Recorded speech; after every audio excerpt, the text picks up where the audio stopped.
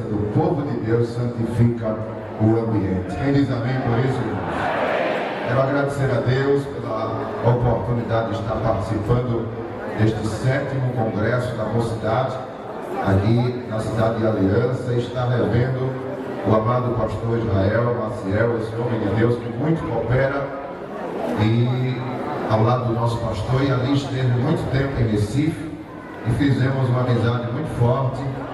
O pastor Israel sempre transmitindo essa graça, essa experiência e essa maturidade para nós, os obreiros que estamos iniciando. Meus amados irmãos, também quero agradecer ao nosso pastor presidente por ter me concedido a honra de vir representá-lo nessa escala. O nosso pastor envolvido em suas muitas atividades, cada vez mais que a igreja cresce, menos nós podemos ver o nosso pastor atendendo a todos os compromissos, porque a obra ela é muito grande. Hoje, lá em Recife, está havendo a abertura do simpósio de doutrina e todas as igrejas, em todas as áreas, estão envolvidas com trabalhos voltados a jovens, e as mocidades se reúnem para ali estudar nas congregações a palavra de Deus.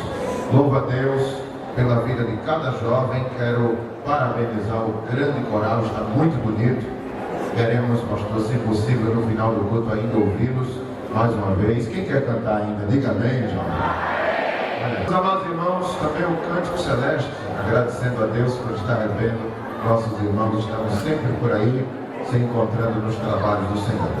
Abra mais uma vez a sua Bíblia no 2º livro de Timóteo, 2ª carta, melhor dizendo, de Paulo a Timóteo, capítulo 2, o versículo 1 é o versículo chave, mas o nosso evangelista, ele leu até o versículo 3. Eu quero me prender ao conselho que Paulo, o pai na fé de Timóteo, ele deixa para o seu filho. Ele diz: tu, pois, filho meu, fortifica-te na graça que há em Cristo Jesus. Vamos repetir só esse versículo. Tu, pois, filho meu, fortifica-te na graça que há em Cristo Jesus.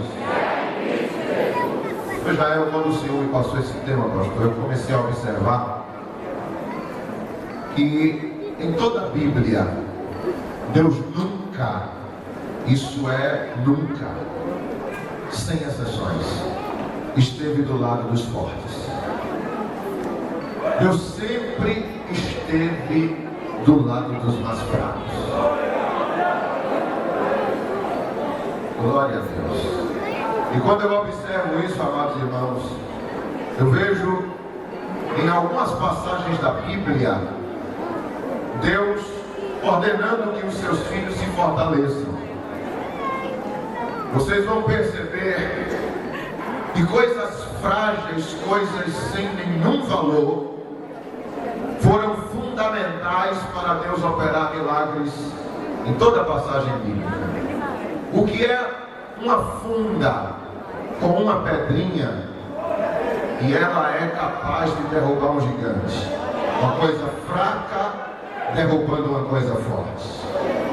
O que é uma vara na mão de Moisés, capaz de abrir um mar que é impetuoso, imponente, indestrutível, mas uma ferramenta frágil, ela supera algo forte que é o mar.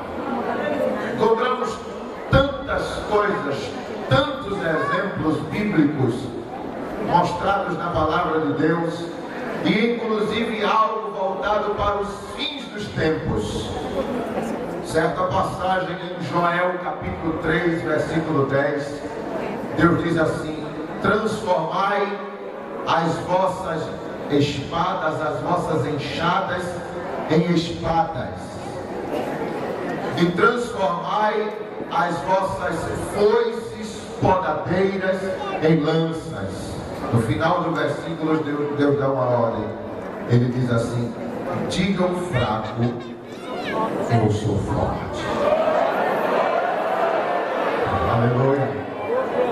Eu vou repetir somente a fala de Deus aqui neste texto e vou deixar você completar. Diga o fraco, desse lado de cá, diga o fraco, aqui no meio, diga o fraco, eu sou forte.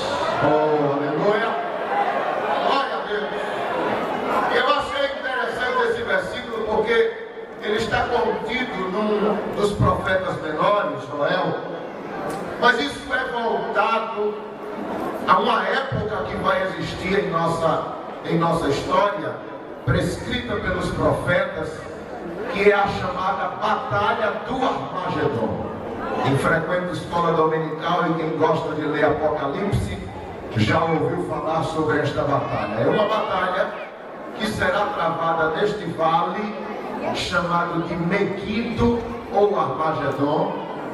É justamente um lugar onde Cristo, após arrebatar a igreja, ele volta depois de 7 anos com a igreja glorificada para travar esta batalha. Este vale, ele fica em Israel, no Oriente. E diz a palavra nos seus textos proféticos que quando o Senhor vier da glória, ele pisará neste vale, e este vale vai se dividir em 2. Ali vai ser travada uma batalha com a igreja versus os exércitos que estão aliados ao governo do anticristo.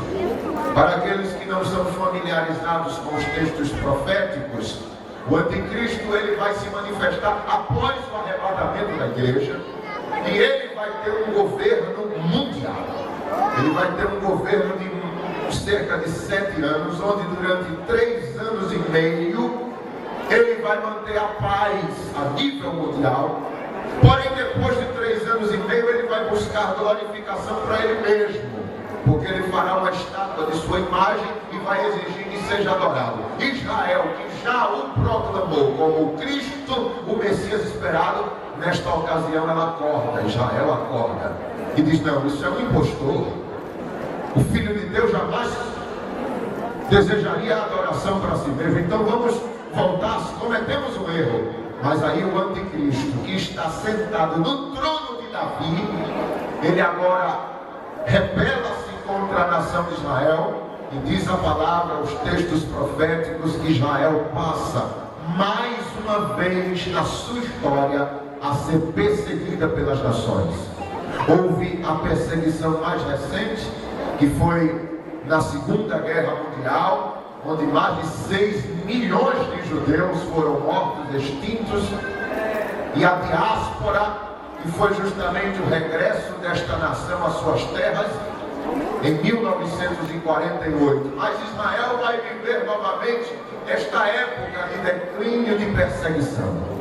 Diz a palavra de Deus que ela é representada por uma mulher grávida. Em Apocalipse mostra um grande dragão perseguindo esta mulher. É justamente a figura, a imagem da nação israelita, e esse dragão é justamente Satanás no poder do anticristo. Diz a palavra do Senhor.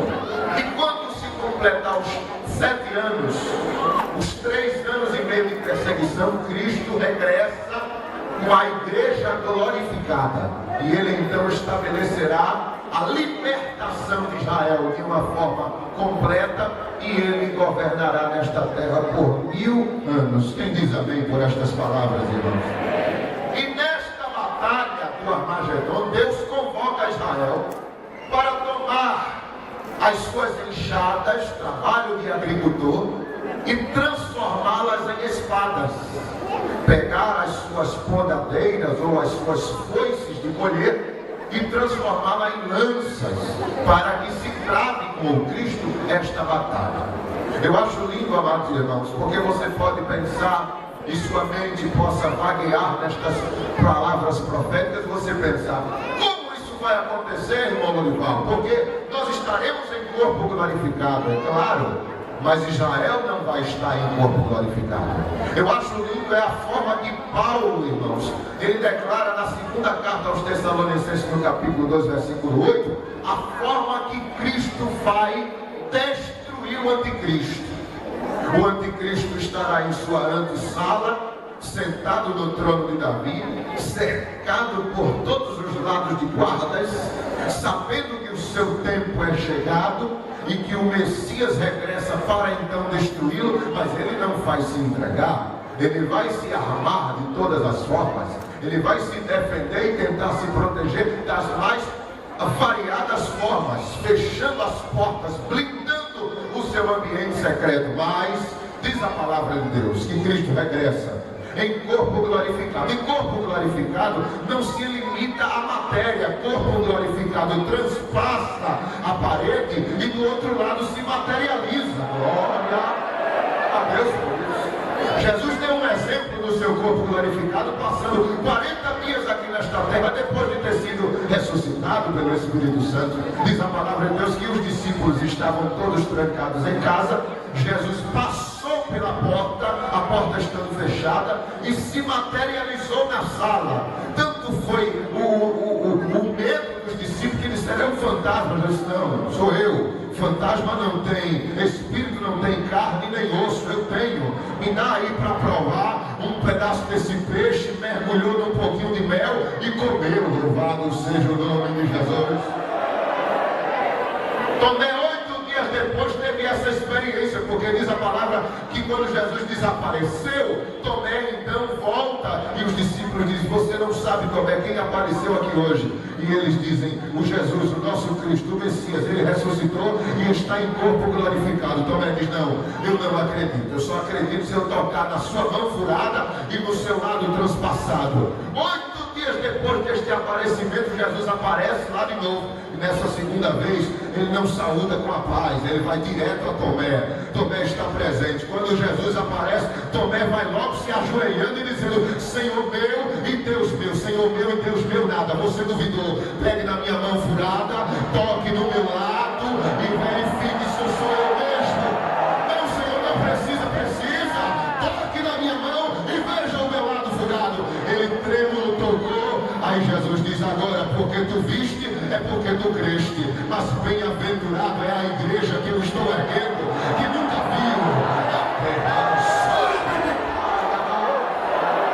que nunca me tocou, mas crê que eu ressuscitei e estou aguardando o momento para ir buscá-los na terra. Quem pode levantar a sua mão e dar uma glória para Deus? Com este corpo glorificado ele vai se manifestar. Aleluia. O anticristo pode estar armado até os dentes, irmão. Pode ter segurança por todo canto nos muros de Jerusalém. Mas Jesus vai transpassar as portas blindadas. Aleluia, aleluia. E vai direto a ele. Pode jogar granada, pode armar metralhadora contra Jesus, pode atirar o fuzil que quiser. Aleluia, não vai ter efeito nenhum do corpo glorificado que ele vai ter. Oh, glória. Aí ele diz a palavra, Paulo diz que ele vai lá do anticristo e, olha, irmão, Jesus não vai puxar uma espada, Jesus vai dar um sopro dele, e diz a palavra: com o sopro da sua boca matará o inimigo, o anticristo. Ele vai fazer assim, ó: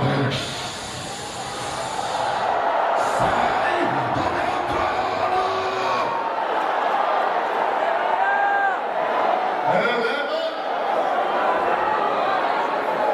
Oh, glória a Deus. E a Bíblia diz, irmão, é só uma palavra introdutória, que Jesus se assentará no seu trono e reinará. Quanto tempo, irmãos? Quanto tempo, irmãos? 1000 anos de governo nesta terra. Oh, aleluia. Aí esta palavra profética para transformar espada em lança, ou melhor, enxada em espada e foice em lança, ela vai ser desfeita.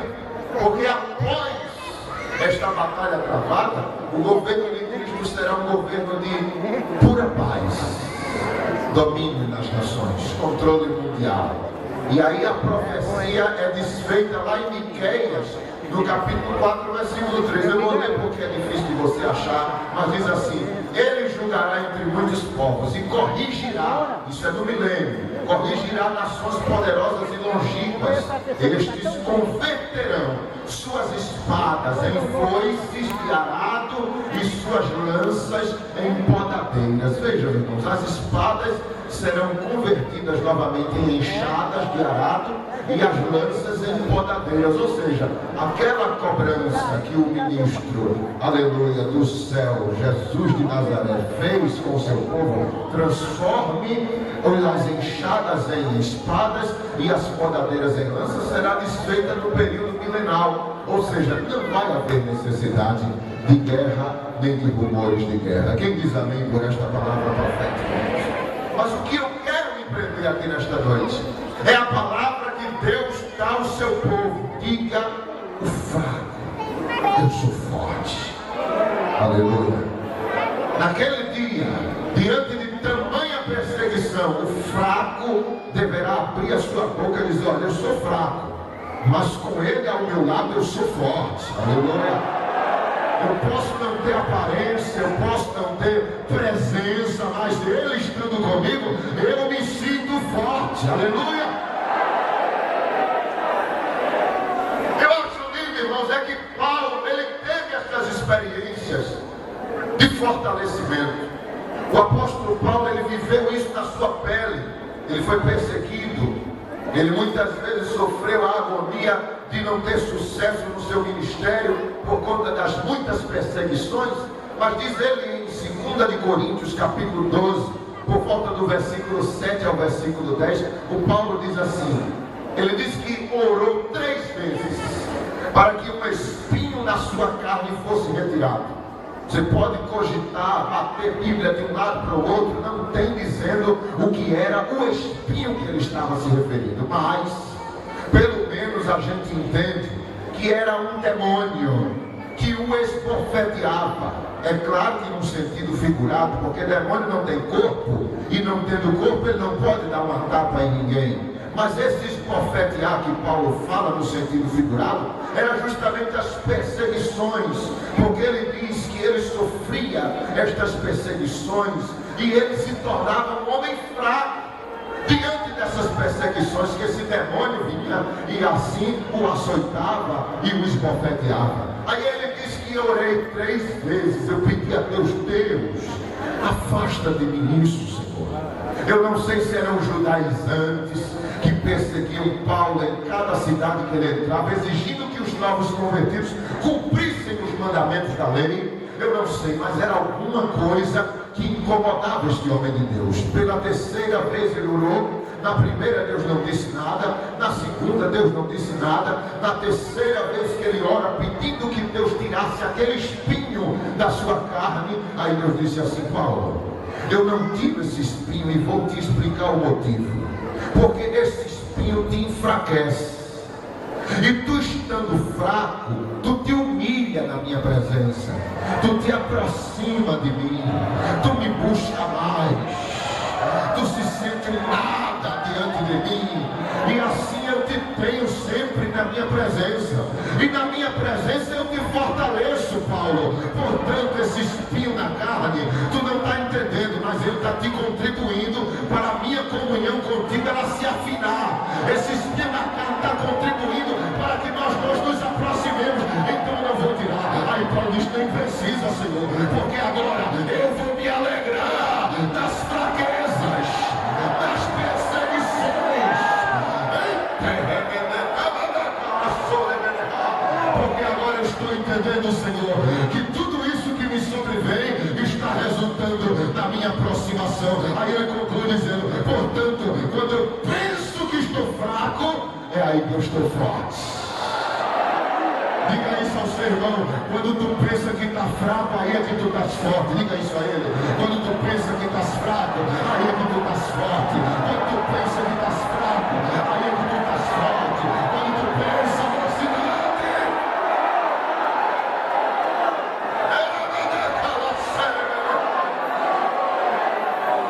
Deus, ele tem habilidade, irmãos, aleluia, de tirar em nós força na nossa fraqueza. O diabo nunca vai entender isso. Nunca ele vai entender isso de Deus. Como é que Deus faz isso? Eu estou quase destruindo aquele jovem. Eu estou quase conseguindo fazer tirá-lo da presença de Deus, mas Deus de repente fortalece ele e ele se renova no momento. É uma oração que se faz em 5 minutos, você se levanta. Como é isso? Como é isso? Aleluia! Aleluia! É porque Deus tem essa habilidade de tirar de você força em meio às suas fraquezas. Oh, aleluia! Aí eu encontrei um testemunho, pastor, lá no Japão, de um jovem que ele teve um acidente de automobilismo com a sua família, e ele, no acidente, ele era uma criança bem nova, e ele conta que no seu acidente ele perdeu o braço esquerdo.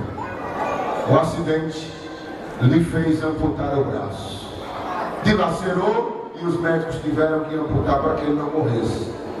Quando ele completou 12 anos de idade, ele conta que ele, vendo as práticas lá dos japoneses, ele era um japonês, ele é um japonês, e ele disse: mãe, eu quero praticar judô. É a arte da terra. E a mãe dele disse: filho, você não tem um braço. Disse: mas eu posso tentar, mãe. Vou procurar para você o melhor mestre nesta área. Chamou o mestre e disse: eu pago.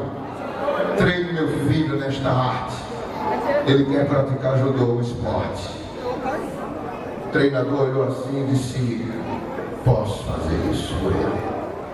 E durante 3 meses ele conta que aquele treinador treinou ele, preparou-o fisicamente e disse: você vai participar de um torneio com crianças perfeitas da sua idade, e eu não quero que você me envergonhe. Vamos treinar. Ele treinou, começou a treinar, ele com um braço só. Ele conta que o seu mestre, o seu líder, seu técnico, ensinou a ele um golpe só. E ele, depois de 3 meses de tanto aprender aquilo, ele disse: mestre, não dá pra gente aprender outro golpe. Ele se aperfeiçoe nisso. Não está perfeito, eu quero você perfeito nisso aqui. E ele disse: tudo bem. Quando chegou o dia de fazer a inscrição, ele fez. E por incrível que pareça, na sua modalidade, o jovem foi ganhando e foi conquistando espaço no torneio. Ele conta, pastor, que chegou a ser o próximo a lutar contra o campeão daqueles meninos. Os técnicos, os organizadores do torneio chamaram o seu mestre: olha, não vamos permitir que teu aluno participe da final. Ele chegou até aqui, mas o menino que vai lutar com ele vai machucá-lo muito. Não vai ter piedade, vai lutar de corpo a corpo com ele. Ele disse: não, coloque o meu aluno para lutar. Ele chegou até aí, ele vai chegar e ele vai lutar essa última luta. Chamou o menino e disse: olha, não quiseram te inscrever, mas eu insisti, você vai. Faça o que você aprendeu. E ele foi. E naquela última luta, ele, com muito esforço, com muita batalha, ele conseguiu derrotar o seu opositor e foi considerado o campeão daquele torneio. Venceu a luta, todos aplaudiram, até os seus opositores reconheceram. Mas aí em casa ele conta que foi sentar-se com o seu mestre para assistir os vídeos no dia seguinte. E ele começou a observar, e quando terminou ele disse assim: mestre, eu tenho 2 perguntas para fazer para o senhor. A primeira: como é que eu venci isso? Como foi que eu resisti e consegui chegar até o final? O mestre disse: olha, a resposta é a seguinte: você foi muito esforçado e você aprendeu justamente o que eu lhe ensinei. Mas a segunda resposta foi um segredo.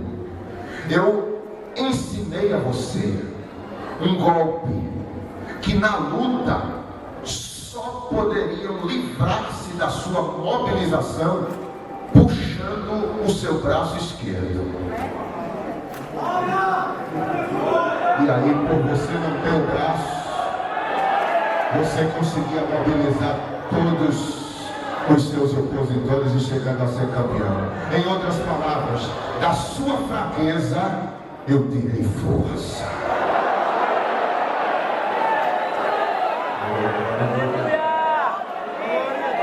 É assim que Deus trabalha em nossas vidas, irmãos. Da nossa fraqueza, Ele vai achar um jeito e tira a força daquilo ali. nessa noite. Você vai sair daqui tão forte na presença do Senhor. Se você crê nisso, dê um grado de glória a Deus nesta noite.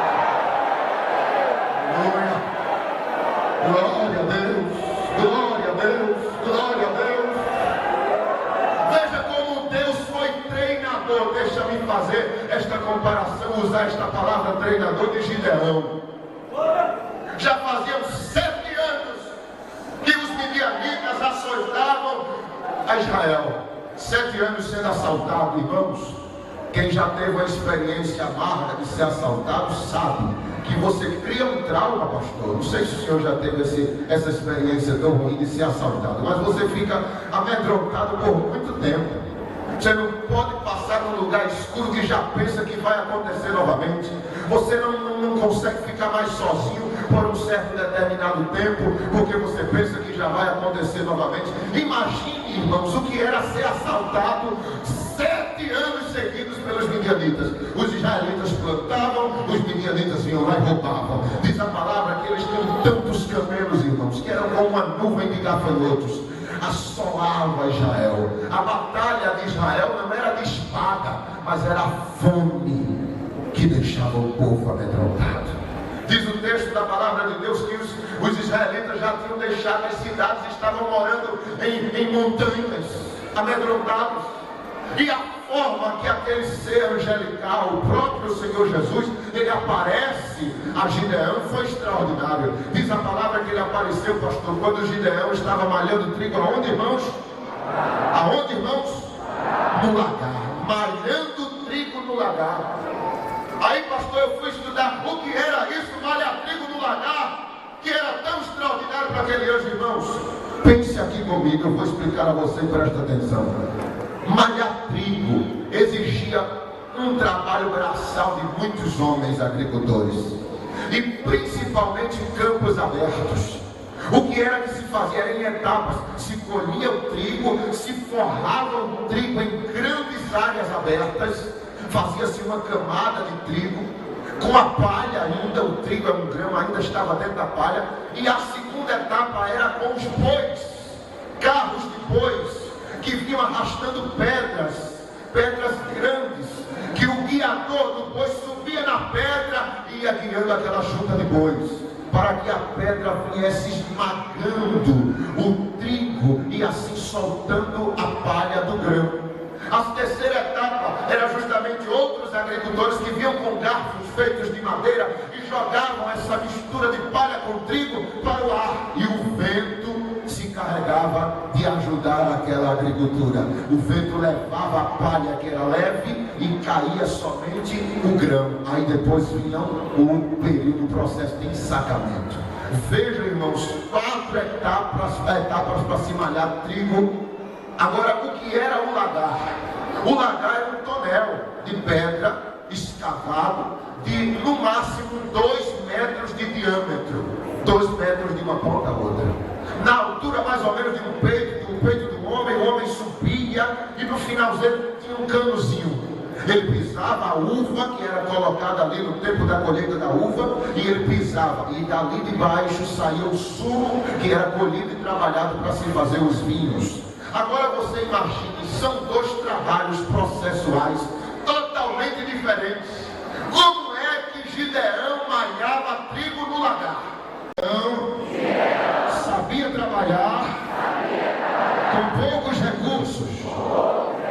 Aí Deus olha este gesto lá em cima e diz: olha, eu vou colocar um exército de 300 homens na mão dele, para guerrear com pelo menos 135 mil midianitas, e ele vai achar que não é capaz.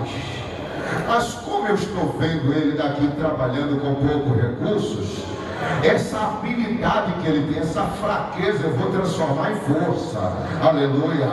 Lá na frente eu vou aproveitar essa habilidade dele, eu vou colocar ele na frente de um exército pequeno, e ele vai aprender a trabalhar com poucos recursos, e assim eu vou dar vitória a ele. Levante a sua mão assim para receber. Deus está lhe dizendo: com os poucos recursos que estão ao seu redor, eu irei te dar uma vitória tão extraordinária, que quem está ao teu redor vai olhar e vai dizer: como foi que tu conseguisse isso? Aí você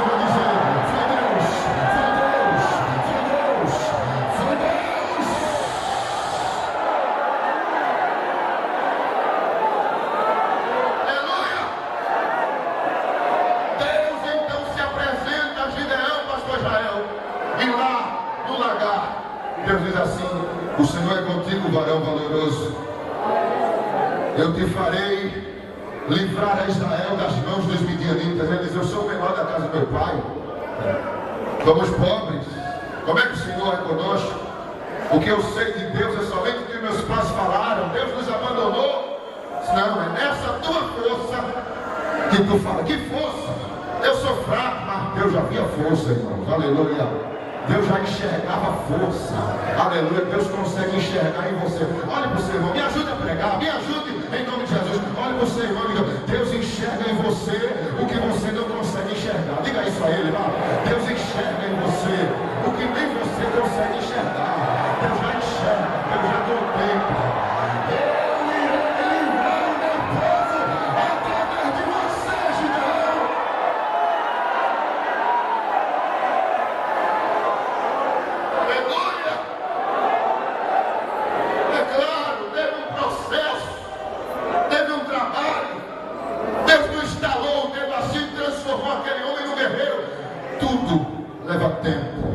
Precisa seguir tempo. E Deus também precisou de tempo para isso. Aleluia. Deus disse assim a ele: olha, Gideão, a primeira coisa, quebra tudo lá na casa de Baal, destrói a estátua, põe fogo em tudo, e lá abre um altar e ofereça um sacrifício para mim. Eu não vou trabalhar enquanto eu dividir meu trono com Baal. Baal, eu não quero comigo. Eu Senhor, eu sou o Senhor desta nação ainda. O pai de Gideão era o chaveiro do templo de Baal. Foi fácil. De madrugada, pegou a chave, chamou 10 amigos. Vamos aqui fazer um serviço. Que serviço? Pôr fogo na casa de Baal. Pelo amor de Deus, Gideão. Estás louco? Não, o Senhor está mandando eu fazer isso. Vamos lá. Colocou fogo em tudo. Armou um altar para Deus e ofereceu um sacrifício para o Senhor. Aleluia. Voltou de madrugada. Quando amanheceu, e os sacerdotes de Baal chegaram lá, viram tudo queimado. Alguém disse: foi Gideão e uns 10 amigos dele. Foi? Foi. Foram lá na casa do pai de Gideão. Bateram na porta. Pois não, seu filho, queremos matá-lo, ponham para fora. Aí a Bíblia diz que o pai de Gideão olha assim: por quê? Qual é a acusação? De madrugada ele pegou a chave do templo, foi lá, queimou tudo e ainda armou um altar a Deus e assim sacrificou. Põe ele para fora, queremos matá-lo. Peraí, deixa eu me certificar. Foi lá dentro: Gideão, meu filho, estava acusando você de ter queimado o templo de Baal. Você fez isso? Fiz, papai. Como foi que você? Peguei a chave de noite e fui lá e queimei tudo. Foi por quê? Porque Deus mandou eu fazer isso, pai. Foi Deus mesmo, filho. Foi Deus puro, pai. Deus puro. Aleluia. Glória a Deus. É que eles querem comigo, pai. Querem te matar, filho. O Senhor vai deixar ou não? Fique aí. Eu vou lá resolver isso por você. Abriu a porta. Disse: meu filho está lá dentro. Certifiquei-me que foi ele. Mas eu não vou devolvê-lo a vocês. Não vou dar a vocês para que vocês o matem. Não. Por que não? Porque eu estava pensando enquanto estava lá dentro, que se Baal fosse Deus, que ele tivesse protegido contra o meu filho, já que ele não é Deus coisa nenhuma, então meu filho quer com ele. Então ele nem é Deus, e a partir de hoje daqui a chave, eu me volto a servir o único Deus verdadeiro, o Deus de Israel.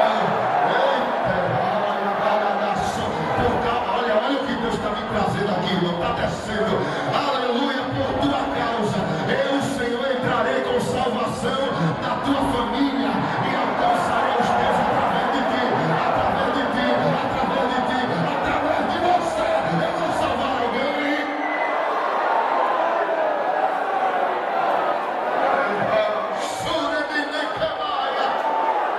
O povo está ficando pequeno aqui, pastor, qualquer coisa eu desço.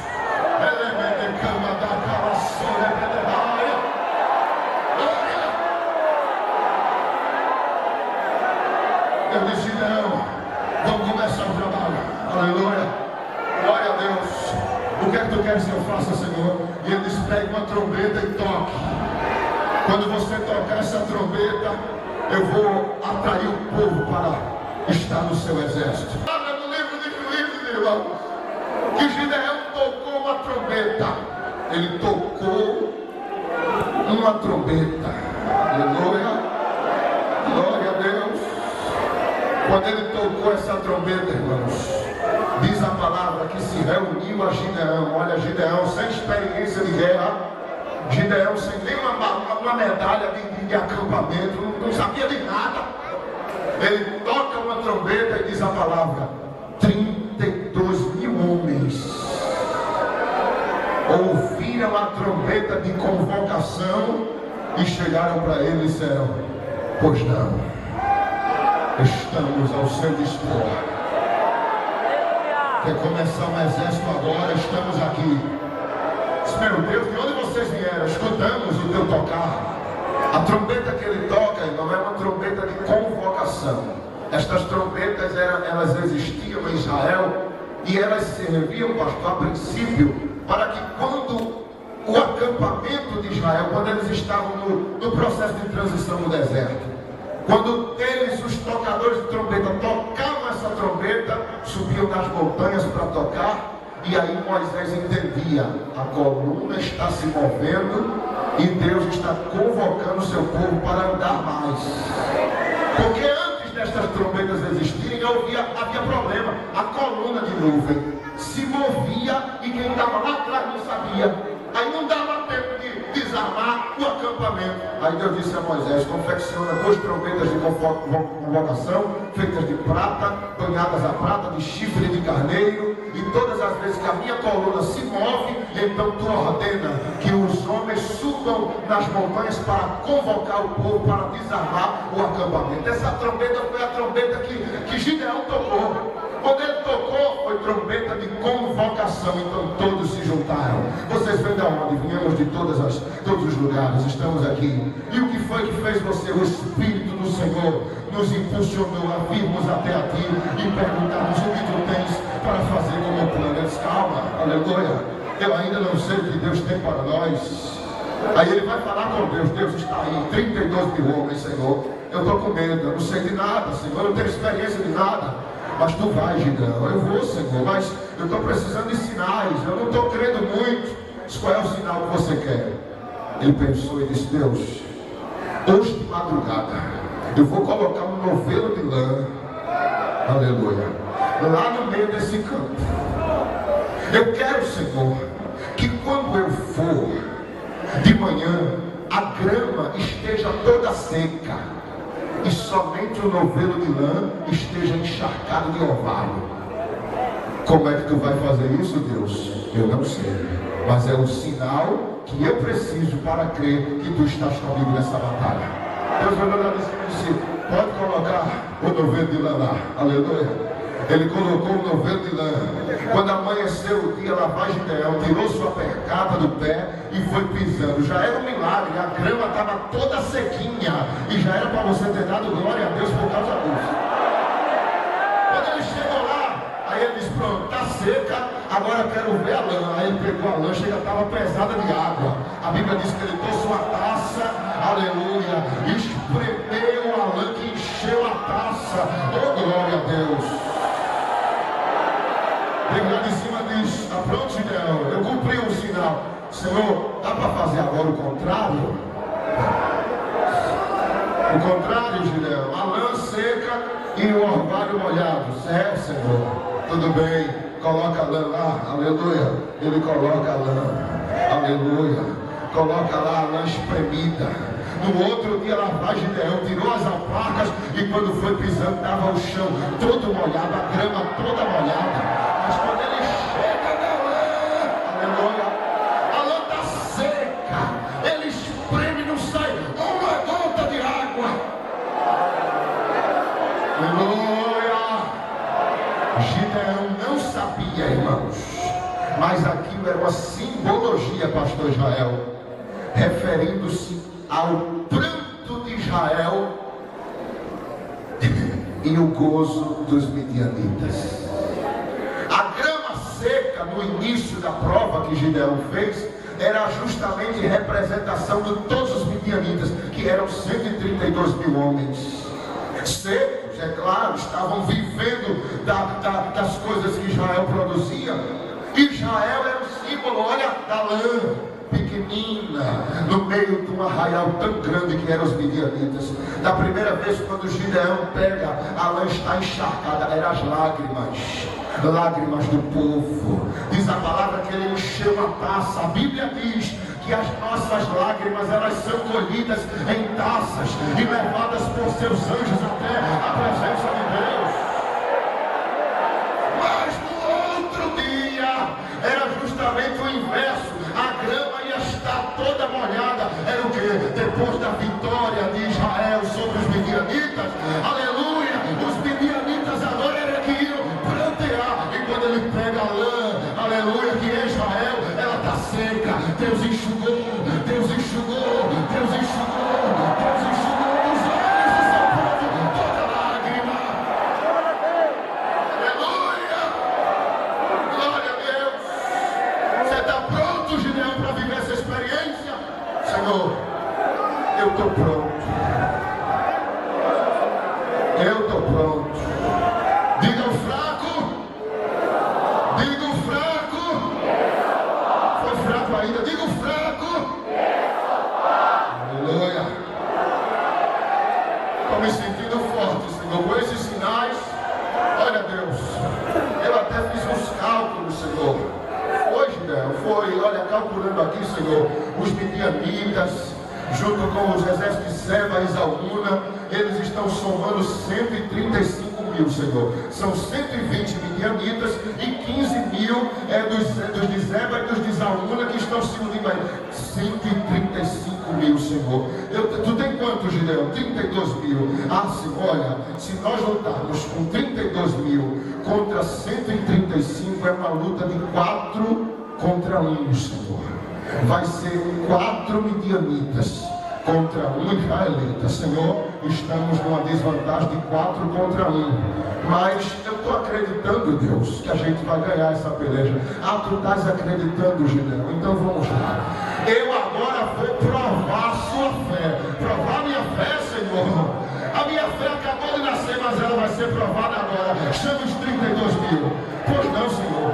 Aleluia. Agora pergunte a eles: os covardes e medrosos, voltem! Não, Senhor. Não, Senhor. Não, Senhor. Diga, Gideão, que os covardes e medrosos voltem. Irmãos, voltaram 22 mil homens. De 32 mil baixou para 10 mil. Aí você olha Gideão sentado lá, pastor. Meu Deus, a batalha agora é que está na desvantagem, Senhor. Se eu estava pensando que 32 mil era pouco, agora 10 mil, Senhor, deixa eu voltar para meu cálculo aqui, Deus. 135 mil homens para lutar contra 10, Senhor. Ah, vai ser 13 contra 1, Senhor. Se antes era 4 contra 1 judeu, agora vai ser 13 contra 1, Senhor. É, Gideão, mas a prova não terminou não. Aleluia. Pega esses 10 mil homens e leva para o ribeiro para beber água. Beber água, Senhor. O que é que isso tem a ver com guerra? Leve, Gideão. Ele leva. Agora presta atenção. Aqueles que se baixarem e com a lança numa mão, levar a água até a boca sem tirar o olhar do horizonte, aí você separa. Mas aquele que soltar a lança, tirar escudo, tirar capacete e mergulhar na água, aí você separa também. Sim, Senhor. Já triste, já deprimido, Gideão faz isso. Aí chama os 10 mil homens: vamos para um teste aqui. Coloca todo mundo para beber água. Aí lá vai, irmãos. Eles tudo tirando o capacete, couraça, mergulhando na água. E Gideão: se você separa aqui. E aqui está uma multidão já se formando: 185, 186, 187, 188. E desse lado de cá, que levou a água. Você fica aqui. Desse lado de cá, 230, 231, 232, 233. Desse lado de cá, 2. Do lado de lá, 350, 351, 358. Desse lado, 4, 5, 6. Quando termina o trabalho, já no final do dia, Gideão olha para o lado e tem 9.700 homens aqui e apenas 300 homens aqui. Muito bem, 300. Vocês, por favor, podem ir para casa. Não, reticente para casa, tu vai lutar com os 300.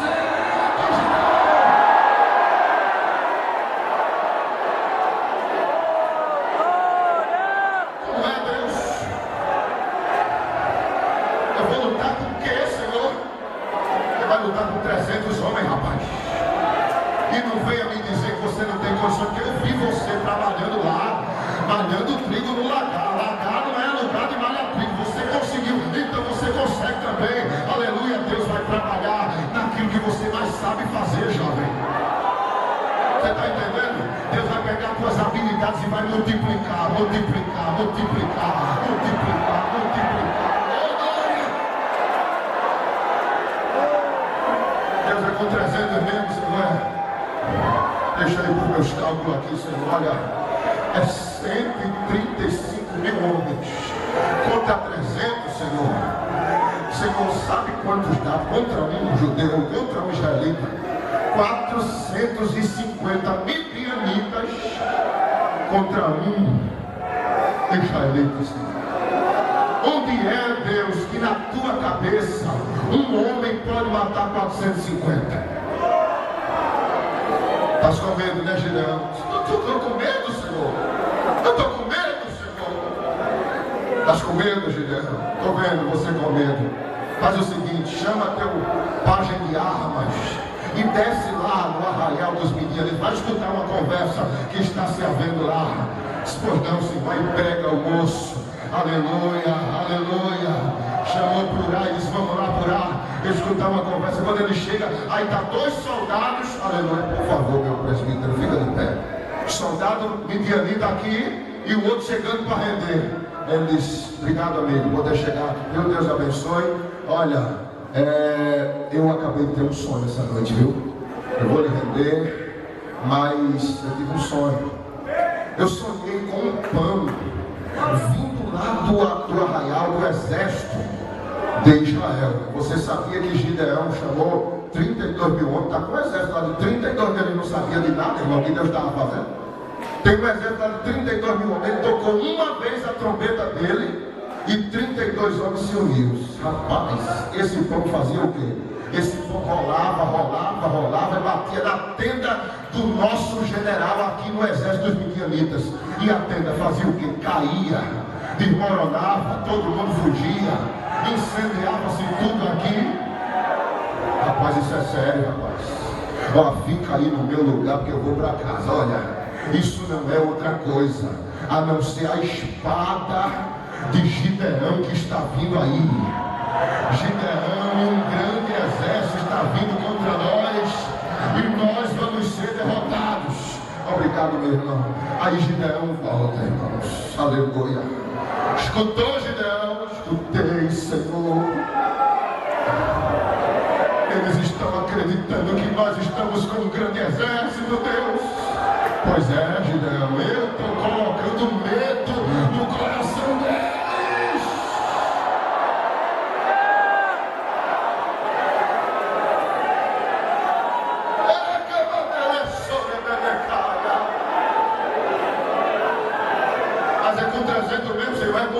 Então manda, Deus, como é que eu faço esse negócio? Separa, aleluia, os 3 grupos de 100. Ele separou. Arruma 300 cântaros. 300 cântaros. Onde é que eu vou arrumar? Arrume, Gideão. 300 cântaros. Ele vai, arruma 300. Dá cada um cântaro, Gideão. Cada um com um jarro na mão, sem entender nada. E agora, Senhor, arrume 300 tochas. 300 tochas, Senhor. Pois não, me ajuda aqui a curar. Aleluia, 300 tochas. O que é que eu faço? Acende as tochas. Aleluia. E depois coloca dentro do vaso. Eita, coisa linda. É quando tem tocha dentro do vaso. Isso já é outra mensagem. Aleluia. E depois, Senhor, depois arrume 300 trombetas. 300 trombetas, Deus, 300 trombetas. Coloque na mão de cada um uma trombeta. Vai ser o seguinte, Gideão. Esta noite vocês se dividem em 3 grupos de 100, cercam o arraial dos midianitas.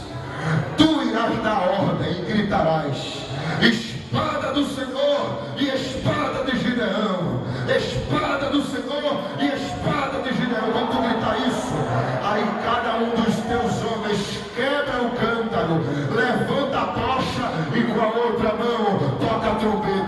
trombeta, toca a trombeta, toca a trombeta.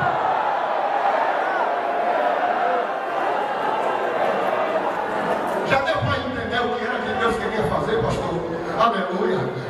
Olha quantos homens são convocados por um cornetista do exército. O exército todo ouve o toque de um cornetista. Quem já serviu o exército sabe disso. Não são vários cornetistas que convocam o exército. É um cornetista e o toque da sua corneta é o sinal para que o exército entenda aquela voz de comando e venha marchar. Aleluia. Se um cornetista convoca um exército de 32 mil, como Gideão fez, imagine 300 cornetistas tocando trombeta. O exército dos midianitas disse: olha, Gideão tocou a corneta dele, se juntou 32 mil a ele. Imagina o que é 300 cornetas tocando ao mesmo tempo. Imagina o exército que está por trás destes 300 homens. Imagina a multidão de gente que está aí. Então, quando as cornetas começaram a ter tocada, diz a palavra, os midianitas fugiram com medo, porque disseram: o exército de Israel vem aí e é maior do que nós, é mais poderoso do que nós, é mais forte do que nós. Eles eram fracos, mas Deus os fez fortes.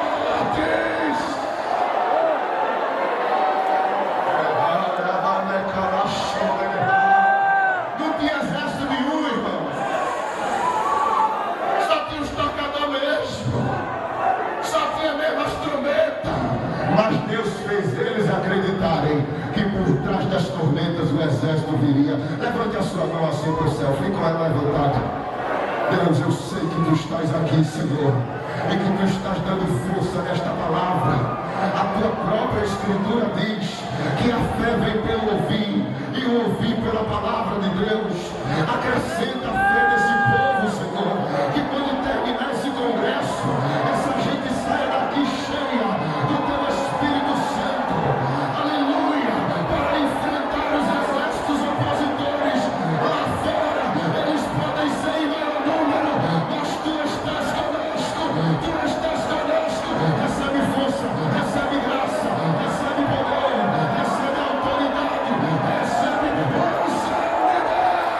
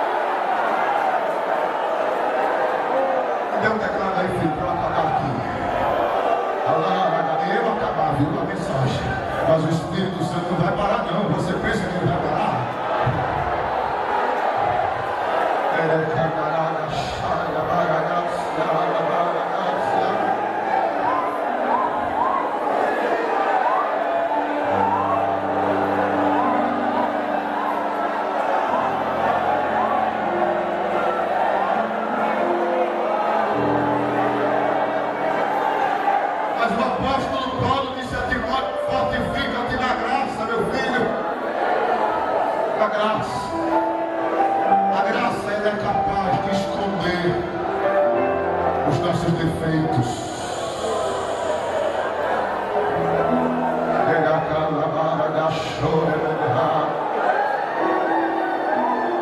Deus, Ele não tem prazer em estar expondo os defeitos de seus filhos. Ele é Pai. Vocês que são pais, vocês gostam de estar expondo o defeito dos filhos de vocês? Eu tenho filhos.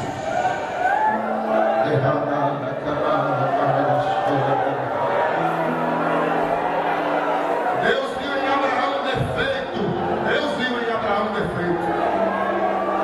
Quando ele foi dormir, Sara disse a ele: meu filho, meu velho, para de orar pelo menino, porque olhe, cessou o costume das mulheres. Disse: minha filha, nem isso não foi. Mas eu faço 25 anos que eu oro por isso. Pois é, meu filho, pare de orar, pare. Eu já era estéril e agora estou velha, 90 anos. Pare com isso. Se contente com Ismael. Ela vai e dorme, ele vai orar. Aí na oração dele ele diz assim: Deus, amanhã eu estou assinando a escritura de todas as minhas propriedades para o Eliezer, o meu servo, o Damasceno, o mais velho da casa. Vou passar tudo para um servo, Senhor, porque eu orei 25 anos que tu me desse um filho e tu não me desse. Aí Deus diz a ele: o teu escudo e o teu galardão, Abraão. Porque Deus disse que era o escudo, pastor Israel? Porque escudo esconde o guerreiro. O guerreiro pode estar ferido, mas o escudo, olha, tanto na frente dele, o inimigo não sabe que ele está ferido. O inimigo só vê o escudo, porque o escudo cobre o portador do escudo. Aí Deus está dizendo: Abraão, eu estou vendo fraqueza em você, eu estou vendo essa falta de fé, mas eu serei o seu escudo, vou ficar na sua frente. Eu não vou dar gosto ao teu inimigo que ele te veja assim. E enquanto eu estou aqui na tua frente, eu vou te restaurando, eu vou te reerguendo, eu vou te levantando, eu vou te fortalecendo. Quando eu ver que tu está forte, aí eu saio. Nunca eu permitirei que o teu inimigo veja os teus defeitos. Isso é graça. Graça. Aleluia. É quando Deus olha e sabe que nós somos falhos. Oh, aleluia. Ele nos ajuda, nos sustenta, nos ergue, nos lava com o sangue do Cordeiro. Houve um homem chamado Mefibosete. Veja o que é graça. E Davi, quando estava sentado no reino, no trono de Davi, no reino de Israel, Davi disse assim: meus conselheiros, vocês sabem se existe alguém vivo da linhagem de Saul para que eu abençoe? Eles dizem: majestade, só existe um homem vivo. Ele é neto de Saul, é filho de Jonatas, teu amigo. Qual é o nome dele? É Mefibosete. Mas meu senhor, ele é aleijado de ambos os pés. Ele mora onde? Ele mora na cidade de Lodebar. Está escondido de ti, inclusive, porque tem medo que tu o mate. Ele está na cidade do esquecimento. Manda chamá-lo. Mas majestade, manda chamá-lo. Eu vou devolver a ele todas as terras do pai e do avô dele. Chamam Mefibosete, mas não dizem o que é. Mefibosete vem se arrastando. Quando chega diante de Davi, Mefibosete, pensando que Davi ia matá-lo, se prostra e diz: majestade, quem sou eu perante ti? Eu sou como um cão morto. Davi levanta-o e diz assim: não tenha medo, eu vou fazer bem. Eu vou devolver a você, Mefibosete, todas as terras do seu pai Jonatas. Você vai administrar, tem muito dinheiro aí, tem muita terra que é sua, e você vai viver rico por causa dessas terras. Eu te devolvo. Assina aí as escrituras dele, passa tudo para o nome dele. E tem mais: você vai trabalhar durante o dia, mas de meio-dia Eu quero você aqui na sala do trono. Por que, majestade? Você vai se sentar na minha mesa com os meus filhos. Todo dia a gente almoça junto. Majestade, quanta bondade. Mas majestade, eu tenho esses pés aleijados. Não tem problema. Você senta e as pernas ficam debaixo da mesa. A toalha cobre. Quem vê você do tronco para cima, pensa que você é perfeito. Isso é honra, meu filho. Só eu e você saberemos que você tem essa falha. Isso é graça, irmãos. Quem é que não tem defeito aqui? Quem é que não tem? Se você não tivesse defeito, já era para ter nascido um par de asas em suas costas e você já devia ter subido como um anjo barroco. Todos nós temos falhas, mas as nossas falhas, o Senhor diz, a minha graça, ela cobre multidões de pecados. O meu amor, o meu perdão, não permita que Satanás lhe condene por conta dos seus erros, do passado, das suas falhas. Você está em processo de aperfeiçoamento. O Espírito Santo ainda não terminou a obra que começou em você. Ele está trabalhando. Aleluia. Mas uma coisa ele exige de você: levante sua cabeça, filho. Não esmoreça, não. Não mostre fraqueza diante do diabo, não. Ah, eu não posso, eu não sei, eu não tenho. Ei, isso aí eu sei. É quando você estiver diante de Deus. Quando você estiver diante de Deus, aí você sim, você não pode, você não sabe, você não tem, você não é. Mas diante do diabo, quando estiver de frente ao inimigo, você pode sim, você é sim, você tem sim, você sabe sim.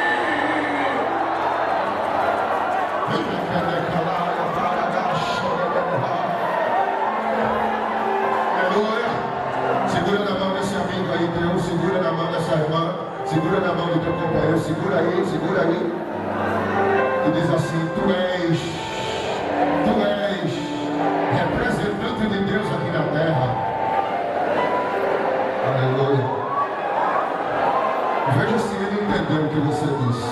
Acho que não entendeu, não. Diga de novo: Tu és representante de Deus aqui na terra.